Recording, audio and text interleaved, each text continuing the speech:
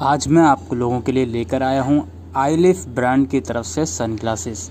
आजकल eye flu बहुत ज़्यादा स्प्रेड हो रहा है दोस्तों, तो इससे बचने के लिए डॉक्टर आप लोगों को सनग्लास रिकमेंड करते हैं। तो मैं आज आप लोगों के लिए एंटी फॉग सनग्लासेस लेकर आया हूँ, जिसको पहनकर आप आई फ्लू को स्प्रेड करने से बचा सकते हो। ये सनग्लासेस सिर्फ आई फ्लू नहीं, आप नॉर्मल बाइक ड्राइव कर रहे हो या फिर किसी ऐसे एरिया में हो जहाँ पर धूल मिट्टी बहुत उड़ती है, तो उससे बचने के लिए भी ये ग्लासेस आप नॉर्मली भी पहन सकते हो।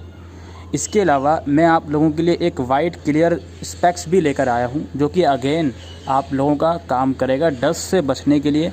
ये ग्लासेस दोस्तों ये पूरी तरह से सूटेबल हैं, कंफर्टेबल हैं, आप इसको ईज़िली पहन सकते हो और काफ़ी कम रेट में मैं आप लोगों के लिए आईलिफ ब्रांड की तरफ से ये ग्लासेस लेकर आया हूँ। बाइंग करने के लिंक सारे आपको डिस्क्रिप्शन बॉक्स में मिल जाएंगे, तो आप इन ग्लासेस को बाय ज़रूर करें अगर आप को इसको लेना हो, और दूसरों को भी इसको ज़रूर से रिकमेंड करें। हाय एवरीवन दोस्तों, इंडियन पोस्ट के अंदर वैकेंसीज निकली हैं ग्रामीण डाक सेवक की, ब्रांच पोस्ट मास्टर की और असिस्टेंट ब्रांच पोस्ट मास्टर की। इन वैकेंसीज़ के लिए दोस्तों ऑनलाइन आवेदन 3 अगस्त से 23 अगस्त के बीच कंडक्ट करवाए जाएंगे। फॉर्म के अंदर अगर कोई करेक्शन करनी है तो वो 24 अगस्त से 26 अगस्त तक आपको करनी होगी। अगर मैं बात करूँ इमोल्यूमेंट्स की, तो यहाँ पर आप लोग देख सकते हो ब्रांच पोस्ट मास्टर के लिए और असिस्टेंट ब्रांच पोस्ट मास्टर के लिए जो इमोल्यूमेंट्स है वो आपके सामने गिवन है। इसके अलावा और यहाँ पर चीज़ों की अगर हम बात करें, जॉब प्रोफाइल की बात करें, तो इसमें जो आपका ब्रांच पोस्ट मास्टर होता है उसे जो आपका पोस्ट ऑफिस या इंडियन पोस्ट पेमेंट बैंक होता है उसकी जो भी डे टू डे एक्टिविटीज़ होती हैं उसकी देखरेख करनी होती है, जिस भी तरह से आपको डिपार्टमेंट के द्वारा बताया जाता है। आपको इंडियन पोस्ट का जो भी डिपार्टमेंट का जो भी प्रोडक्ट होता है, जो भी सर्विसेज होती है, उसका प्रमोशन, उसकी मार्केटिंग वगैरह करनी होती है। अगर आप किसी सिंगल हैंडेड ब्रांच ऑफिसर में आपका इंगेजमेंट है तो वहाँ की सारी रिस्पॉन्सिबिलिटी आपके पास होती है, सो दैट वो जो पोस्ट ऑफिस है स्मूथ भी रन कर सके। इसके अलावा अगर आप किसी ऐसे ब्रांच ऑफिस में आपकी इंगेजमेंट है जो सिंगल हैंडेड नहीं होता, तो आपको एक असिस्टेंट ब्रांच पोस्ट मास्टर द्वारा असिस्ट करा जाता है डे टू डे एक्टिविटीज़ को हैंडल करने के लिए। ठीक है, अभी इसके अंदर जो भी चीज़ें होती हैं लाइक मेल चेक करना और जो भी सारी चीज़ें होती हैं वो आपकी रिस्पॉन्सिबिलिटी रहेगी।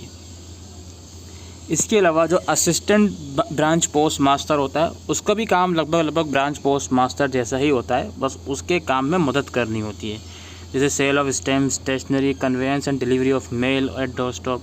ठीक है, ब्रांच पोस्ट मास्टर को उसके काम में असिस्ट करना, मदद करना, और जो ऑफिसेस होते हैं उनका जो भी प्रोडक्ट है उनकी मार्केटिंग वगैरह करना, ये सब काम उनका होता है। जो आपकी डाक सेवक की वैकेंसी है वो भी डिपार्टमेंट ऑफिस में काम करते हैं, और उनका काम ये भी होता है कि जो स्टैम्प स्टेशनरी होता है उसको डोर स्टेप तक सेल करना, ये सब चीज़ें होती हैं उनके लिए।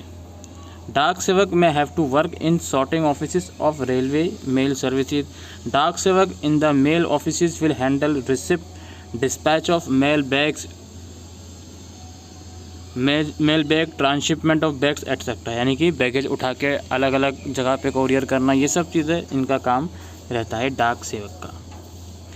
इसकी एलिजिबिलिटी की बात करते हैं दोस्तों। एज लिमिट की बात करें, 18 से लेके मैक्सिमम 40 साल एज लिमिट रखी गई है। रिलैक्सेशन इन एज लिमिट, इसमें अपर एज लिमिट में रिलैक्सेशन है, SC/ST को 5 साल, OBC को 3 साल, EWS के लिए कोई भी रिलैक्सेशन नहीं है, PWD के लिए 10 साल का एज रिलैक्सेशन इसमें रखा गया है। एजुकेशन क्वालिफ़िकेशन की बात करें तो इसमें आपकी 10th पास आउट आप होने चाहिए। ठीक है, अगर आपकी 10th पास आउट है तो आप इन पोस्ट के लिए अप्लाई कर सकते हो, और आपने जो भी एरिया में आप पोस्ट के लिए अप्लाई करोगे वहाँ की लोकल लैंग्वेज आपको पता होनी चाहिए। इसके अलावा आपको कंप्यूटर की नॉलेज, साइकिलिंग की नॉलेज, और आपके पास लाइवलीहुड होना चाहिए एडिक्वेट, यानी कि रहने सहन का अच्छा लाइवलीहुड आपके पास होना चाहिए। ठीक है, गवर्नमेंट जॉब ज़रूर है लेकिन इसके लिए लाइवलीहुड भी आपके पास होना चाहिए। बाकी रिजर्वेशन जो भी रहता है रूल के अकॉर्डिंग वो रिजर्वेशन फॉलो करा जाएगा इसके अंदर। इसके अलावा जो आपका सिलेक्शन क्राइटेरिया होता है दोस्तों, वो मेरिट लिस्ट बनती है आपके 10th क्लास के मार्क्स के बेसिस पर। इसमें कोई भी वो नहीं है, मतलब एग्ज़ाम वगैरह नहीं होगा, आपके जो भी 10th के मार्क्स हैं उसके बेसिस पर ही कैंडिडेट की लिस्ट आती है, जो कि वेबसाइट पर रिलीज़ करी जाती है टाइम टू टाइम। आप जब भी फॉर्म भरो तो अपने 10th के मार्क्स परसेंटेज में भरना है आपको। लाइक अगर ग्रेडिंग सिस्टम है तो उसको मार्क्स में कन्वर्ट करके ही आप उसमें लिखोगे, ठीक है।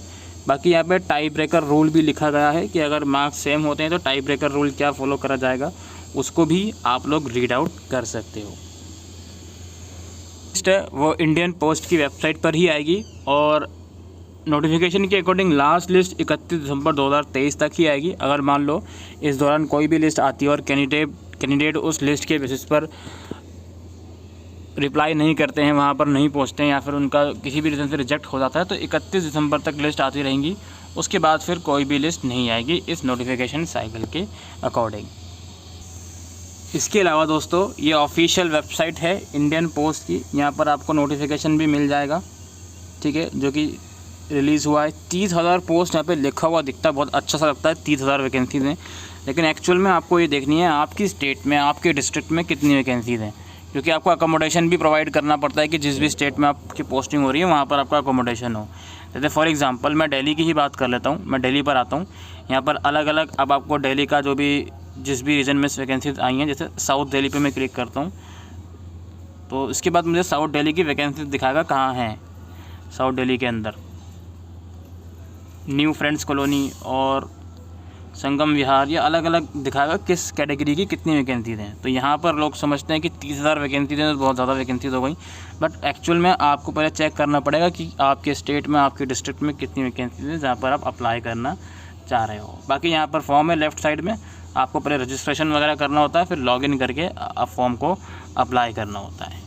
तो यही दोस्तों आज की इस वीडियो में इंपॉर्टेंट डिटेल थी इंडियन पोस्ट GDS रिक्रूटमेंट से रिलेटेड। आई होप दोस्तों आपको ये वीडियो यूज़फुल लगी हो, तो वीडियो को शेयर कीजिएगा। Thank you.